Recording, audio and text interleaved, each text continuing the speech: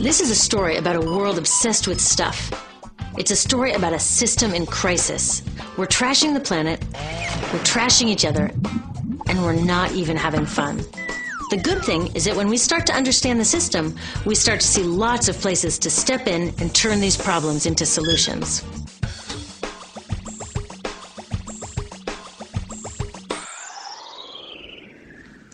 Can I tell you, I love my Pantene Pro V. Of the dozen or so personal care products that I use every day, it's the one I can't live without. It says it gives my dull hair the ultimate cool shine. How does it do that? I was wondering that while I was lathering it in my hair one day, so I read the ingredients right here. Sodium lauryl sulfate, tetrasodium EDTA, methyl isothiazolinone. What is this stuff? I took this list to some scientists who know how to read it. Turns out my Pantene contains a chemical linked to cancer. And lots of other products in my bathroom, from sunscreen to lipstick and even baby shampoo, also contain chemicals linked to cancer or other problems like learning disabilities, asthma, and even damaged sperm. Like most parents, I try to keep my family safe. But now I find out my bathroom is a minefield of toxins? What are we supposed to do? To find out the answers, we have to go back to one of the key features of our materials economy: toxics in, toxics out. If, at the factory, you pour toxic chemicals into a product, like baby shampoo, you're going to wind up with toxic baby shampoo, and toxics in workers, communities, and, babies. So let's take a closer look at this toxic outrage where it seeps into our lives every day, in the bathroom. The average woman in the U.S. uses about 12 personal care products daily. The average man about 6. Each product containing a dozen or more chemicals. Less than 20% of chemicals in cosmetics have been assessed for safety by the industry's safety panel, so we just don't know what they do to us when we use them. Would you fly on an airline that only inspects 20% of its planes?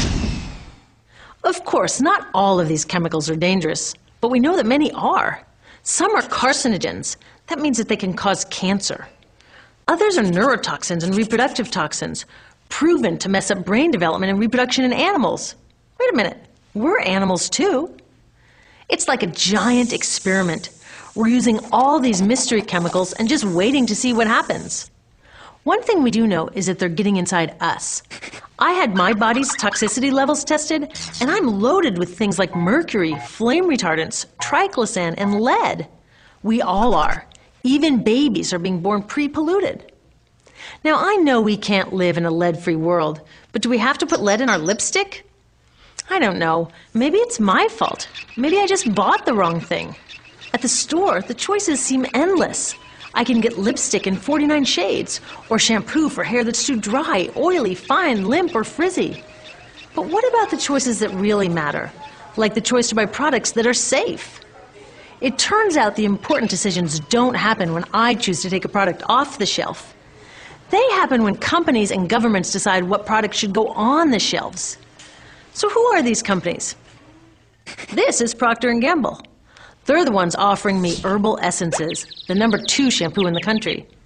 It contains toxic petrochemicals made from oil. Since when is oil an herb? On cosmetics labels, words like herbal, natural, even organic have no legal definition. That means that anybody can put anything in a bottle and call it natural, and they do. I mean, can you imagine a top seller called Petro Essences? Gross. What's even nastier are hair relaxers marketed to 5-year-olds and skin whitening creams.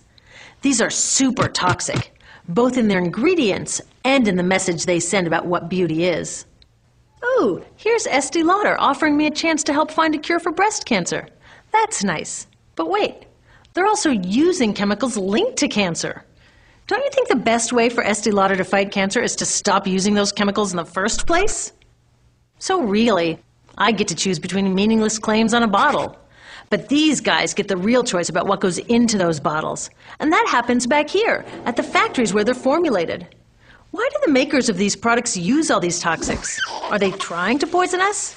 No, they're just working from a 1950s mindset when people were totally swept up in better living through chemistry. In all that excitement, they forgot to worry about human health impacts. That was years ago, and they are still using these same old toxic chemicals. Today, big cosmetics companies say the doses of poison in their products are small enough to be harmless. Yeah, maybe if you use them once a year. I guess they never get out and see that their products are being used and combined with other products every day. A little toxic dose under your arms, a little more on your hair, on your lips. And workers in nail and hair salons get dosed all day long. So the industry is used to doing things this way, and they can, because even now that scientists have linked the chemicals they're using to all sorts of problems, there are no laws to get rid of them. You're thinking, really? Come on, nobody's making sure that the stuff we smear all over our bodies is safe? Nope. The FDA doesn't even assess the safety of personal care products or their ingredients. Since 1938, they've banned just 8 out of over 12,000 ingredients used in cosmetics. They don't even require that all of the ingredients be listed on the label. Now, this is an example where we can all agree a little more government action would be helpful. This lack of regulation leaves a huge hole that the cosmetics industry is all too happy to fill. They set up their own committee to self-police their products, and compliance with their recommendations is voluntary. So the cosmetics industry is making the rules and then deciding whether or not to follow them. So you see, it isn't our fault that these toxic products are in our bathrooms. It's a whole broken system that's ignoring the simple rule: toxics in, toxics out. But we're not helpless. There are resources online that we can use to protect ourselves by identifying the best possible choices in the store. But the real action is with people working to change the system. Because if we really want to solve this problem, we got to start here with these guys. Women, parents, workers, people all over the country are demanding that Congress pass a new law, giving FDA the power to make sure that our personal care products are safe.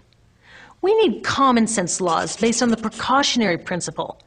That means that when you're dealing with hazardous chemicals, just err on the side of caution.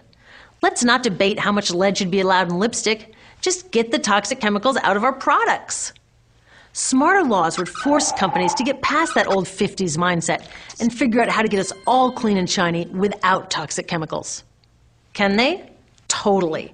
Many responsible cosmetics companies are already putting safer products on the market. Green chemists are developing substances that are designed to be safe and non-toxic in the first place. European governments have required the removal of many toxic chemicals, and companies have figured out how to comply.